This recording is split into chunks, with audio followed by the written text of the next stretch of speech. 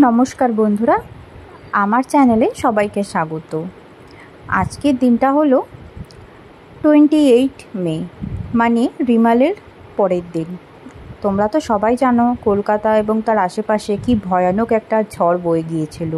তবে আমরা ভালো আছি, সেফ আছি। আর তোমরা কেমন আছো অবশ্যই জানিও। আজকে সকালটা আমি শুরু করছি চাউমিন বানানো দিয়ে। আমার বর অফিস যাবে, তো ওর জন্য আমি চাউমিন বানিয়ে দিচ্ছি। তো প্রথমে কিছু সবজি কেটে নিলাম, এরপরে আমি চাউমিনটা সেদ্ধ করতে বসিয়ে দিলাম।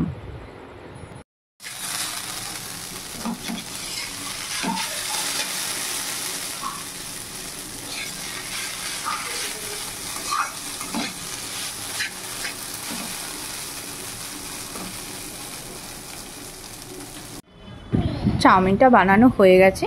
আমি উপর থেকে একটু ডিম ভেজে ছড়িয়ে দিয়েছি, মানে বাঙালি যেমন করে এগ চাউমিন বানায় ঠিক সেভাবেই বানিয়েছি। আমার মেয়েকে আগে আলাদা করে একটু ওকে বানিয়ে দিয়েছিলাম, কারণ ও তো খেতে পারে না সেইভাবে ঝালটা, তো ওকে আলাদাভাবে বানিয়ে দিয়েছিলাম। চাউমিনটা কে বানিয়ে দিচ্ছে? তুমি কি কার্টুনকেও চাউমিন খাওয়াবে? হ্যাঁ, চাউমিনটা কে বানিয়ে দিচ্ছে? মাম্মু। বাহ বাহ বাহ বাহ বাহ বাহ। আমি কিন্তু আমার মেয়েকে এই ধরনের চাউমিন বা পাস্তা যাই বলো, আমি কিন্তু খুবই কম দিই। আজকে বোধহয় বহুদিন পরে ওর পাপাকে একটু চাউমিন বানিয়ে দিচ্ছিলাম বলে ওকে অল্প দিয়েছি, নাহলে ও অন্য কিছুই খায়। প্রায় 3 দিন ছুটি কাটানোর পর আমার বর অফিসে চলছে। এমনিতেও স্যাটারডে অফিস থাকে, তবে এই স্যাটারডে ওর খুব একটা কাজ ছিল না বলে যায়নি। আর সানডে অফ, আর মানডে রিমালের জন্য অফ ছিল, তো ও বেরিয়ে গেল। আর আমি ওয়াশিং মেশিনে কাপড়গুলো একটু কাচতে দিয়ে দিলাম। কালকে কাচাকুচি কিছুই করা হয়নি, কারণ ঝড় ছিল। আজকে দিলাম তাই। হ্যালো, কেমন আছো তোমরা? আজকে ভাবলাম একটা মিনি ব্লগ শেয়ার করি তোমাদের সাথে, অনেক দিন শেয়ার করা হয়নি। তো আমি তো আমার পেজে নর্মালি ওয়েট লসের ভিডিওগুলোই দিয়ে থাকি। তো কমেন্ট করে জানিও, তোমরা কিন্তু ভিউজ দাও, লাইক করো, কিন্তু কমেন্ট করো না। তো কমেন্ট করে জানিও যে কেমন লাগছে তোমাদের, বা অন্য কোনো ধরনের ভিডিও তোমরা চাও কি না, ওয়েট লসের পুরোপুরি রেসিপিগুলো চাও কি না, তো সেগুলো সব কিছু জানিও।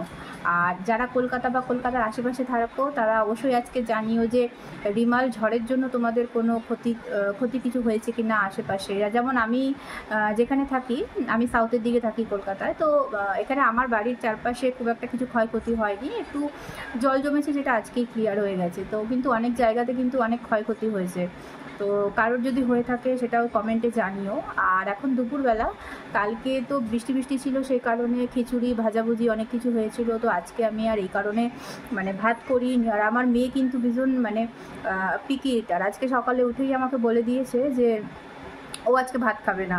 ও বলে দিয়েছে আমাকে আজকে চিড়ার পোলাও খাবে। আর মাঝে মাঝে ওকে যদি আমি একটু ঘুরিয়ে ফিরিয়ে অন্য কিছু না দিই, ও কিন্তু একদম ভাত খেতে চায় না। কারণ আমি লাস্ট 2 দিন ধরেই দেখছিলাম যে ও ভাত খেতে চাইছিল না। তো আজকে দুপুরে এই কারণে ওকে তো চিড়ের পোলাও করে দিয়েছি।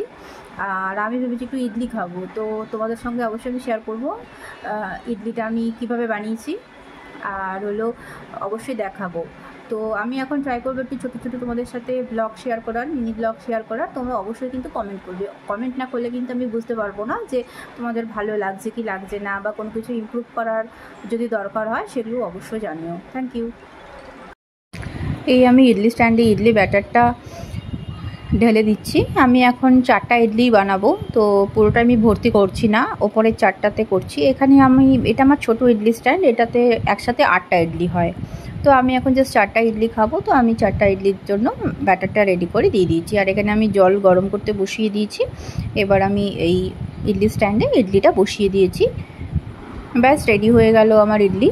সঙ্গে এটা আগের থেকেই বানানো আমার ফ্রিজে পিনাট চাটনি ছিল, তো সেটা দিয়ে আমি খেয়ে নিচ্ছি। কারণ কালকে একটু খিচুড়ি ভাজাভুজি অনেকটা খাওয়া হয়েছে, তো আমি আজকে লাঞ্চটা একদম সিম্পল রেখেছি।